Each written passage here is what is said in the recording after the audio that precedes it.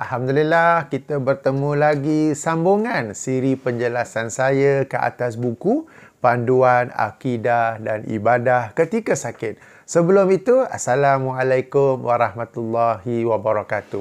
Saya Alhamdulillah sekarang ini berada di Auckland, New Zealand atas tugas penerbangan dan saya di bilik hotel. Sebenarnya belakang saya ni bukan cermin tetapi tingkap yang boleh kita tengok luar. Tapi sekarang ini malam, waktu Malaysia 6 petang, di Auckland ni campur 5 jam. Okay? Campur 5 jam, jadi sudah pun malam, maka nampak reflection. Nampaklah juga phone yang saya guna forward facing camera, selfie camera untuk membuat video ini. Dan sesiapa yang ingat loceng ni, interior decoration yang khusus, yang special untuk hotel di Auckland ni, dia letak loceng yang besar sebagai lampu. Loceng ni solid, besi yang solid tau, jangan langgar kepala ya, dalam rambut pun tak ada. Okey, jadi kita sambung penjelasan saya ke atas buku Panduan Akidah dan Ibadah Ketika Sakit, dan kali ini kita masuk bab tentang surah Yasin. Okey. Sebelum itu, bagi tuan-tuan dan puan-puan yang baru first time masuk tengok video ini, sebab tajuk dia ada kaitan dengan surah Yasin, sila tonton daripada awal. Jangan kerana surah Yasinnya terus semangat nak tengok, tapi yang sebelum-sebelum tu tak tengok, sebab ini ialah video bersiri.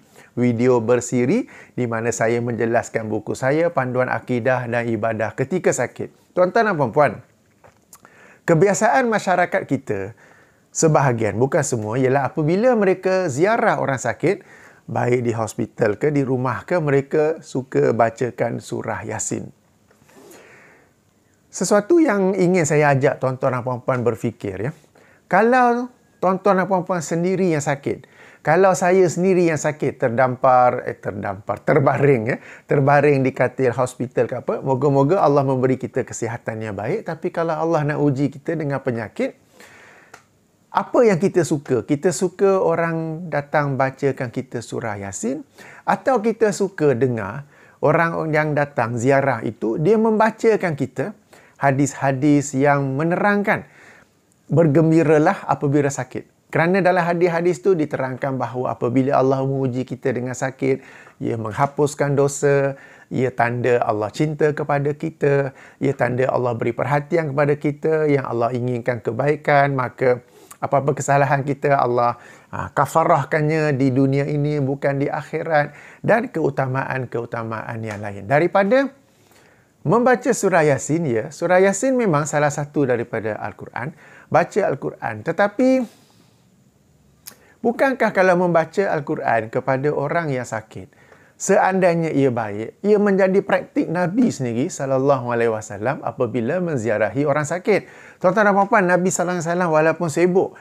dalam urusan dakwahnya, sibuk dalam urusan peperangannya, sibuk dalam urusan menjaga umat Islam, tetapi apabila ada di kalangan umat Islam yang sakit, mahu pun Arab Badui, baginda akan pergi ziarah. Tuan-tuan dan puan-puan, ziarah orang sakit ini adalah satu keutamaan, satu amal soleh yang sangat besar pahalanya, yang dalam buku saya Panduan Akidah dan Ibadah Ketika Sakit itu ada satu bab khas di ujung itu tentang ziarah orang sakit, ya. Nanti kita akan masuk, tetapi sebagai mukadimah, ia satu amalan yang sangat utama.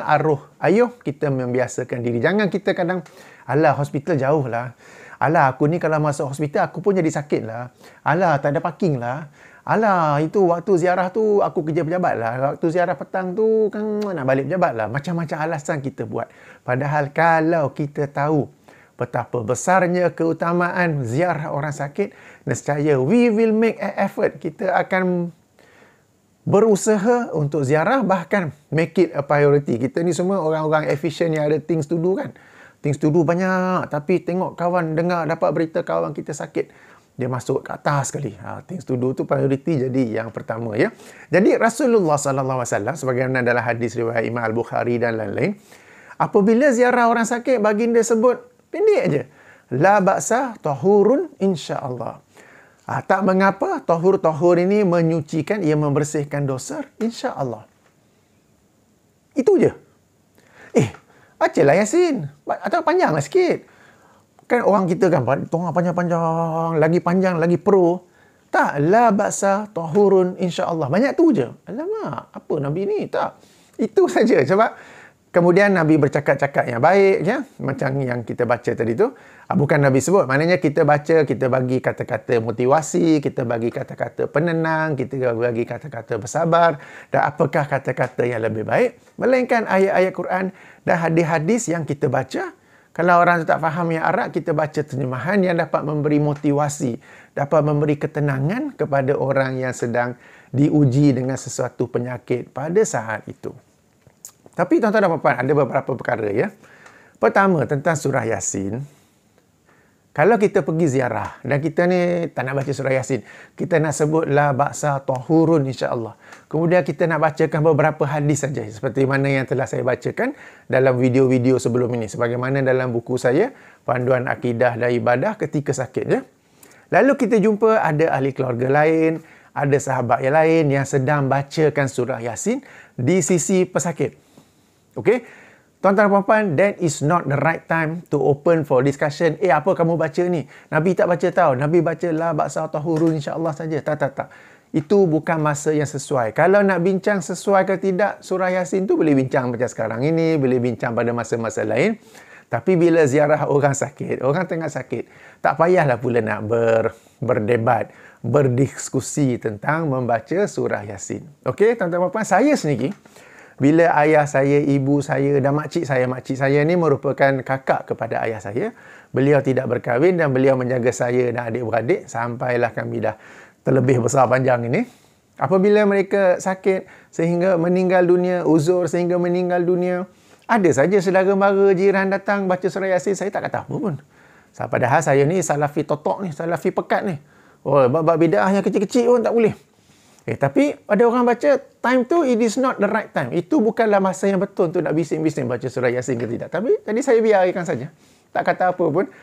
Kemudian kadang ada yang datang ziarah bawa surah Yasin, dah baca, lepas tu dia biar tepi supaya orang lain datang boleh baca. Saya tak adalah pergi ambil, pergi buang pula. Tak boleh buang kan? Tak adalah saya pergi sorok ke apa surah Yasin tu. Jadi ini bukan masa yang sesuai, ya. Masa yang sesuai nak bincang bila sedang duduk-duduk sembang ke, di pejabat ke, dia buat video ke apa. Itu yang pertama. Yang kedua, apabila orang yang sakit tu, dia sendiri yang minta bacakan surah Yasin. Yang itu tak apalah sebab dia suka dengar ayat-ayat Allah. Dia suka, he or she finds comfort in the verses of the Quran. Dia rasa tenang apabila mendengar orang baca ayat-ayat Quran kepadanya, khasnya surah Yasin. Sebab mungkin orang-orang tua kita, mereka sudah biasa dengan surah Yasin dan mereka suka dengar orang bacakan surah Yasin. Dan Rasulullah sendiri pun sallallahu alaihi wasallam, bukan ketika baginda sakit, baginda pun pernah minta sahabat yang lain bacakan ayat Quran sebab baginda suka dengar. Suka dengar sahabat lain bacakan. Jadi kalau yang sakit tu minta bacakan surah Yasin, janganlah pula no, tak. Silakan orang yang nak bacakan. Kalau tak ada orang, anda pun boleh bacakan. Saya pun boleh bacakan sebab itu ialah permintaan daripada orang yang sakit. Jangan kita jadi anti Yasin secara total. Okey? Sebab kita nak amalkan yang sunnah Nabi SAW apabila ziarah orang sakit. Tetapi antara sunnah Nabi juga SAW ialah akhlak yang baik. Itu salah satu sunnah yang kadang-kadang kita terlepas pandang, ya, akhlak yang baik. Dan juga kita ni berdakwah mencari suasana yang sesuai. Suasana yang sesuai, bukan tengah orang yang tengah sakit ke tengah apa semua tu kita nak berdiskusi pula tentang surah Yasin ini, ya. Jadi tuan-tuan dan puan-puan, kalau tuan-tuan dan puan-puan ada pilihan, saya anjurkan bila ziarah orang sakit, bacakan ayat-ayat Al-Quran, hadis-hadis yang memberi dia motivasi, memberi dia ketenangan bahawa penyakit ini bukanlah sesuatu yang negatif semuanya, tetapi ada banyak ciri-ciri positif jalannya. Dan anda jadilah orang yang membawa aura positif, ion-ion positif kepada orang sakit. Orang sakit mungkin dia banyak negatif, dia down, dia kecewa, dia sedih, dia sakit. Lalu anda pun datang dan charge mereka dengan charge positif. Bacakan ayat hadis. Hadis apa, ya? Hadis yang saya bacakan dalam video-video sebelum ni. Tu ya, saya kata kalau lompat terus ke sini, tengok balik video sebelum itu, ya. Jadikanlah orang yang la ba'sa tahurun insya-Allah. Katakan orang tu tak pernah dengar apa benda tu. Kan kita cerita, inilah yang diucapkan oleh Nabi sallallahu alaihi wasallam apabila ziarah orang sakit. Pendek tu je. Tak apa. Sedang-sedang sakit pun aku dapat belajar satu sunnah Nabi. Kan itu caranya ya tuan-tuan dan puan-puan. Jadi ini sedikit tentang surah Yasin. Okay, tapi ingat ya, saya bukan kata jangan baca, pergi larang apa semua tu. Okay, tonton baik-baik sebab kadang-kadang sebahagian orang ni kita rasa macam hairan. Lain dah cakap slow-slow, dah cakap jelas-jelas, dah pakai mikrofon apa, dia faham kot lain juga. Okey, jadi sampai sini saja dahulu. Kita jumpa dalam bab-bab yang akan datang insya-Allah. Subhanakallahumma wa bihamdika asyhadu an la ilaha illa anta astaghfiruka wa atubu ilaika. Assalamualaikum warahmatullahi wabarakatuh.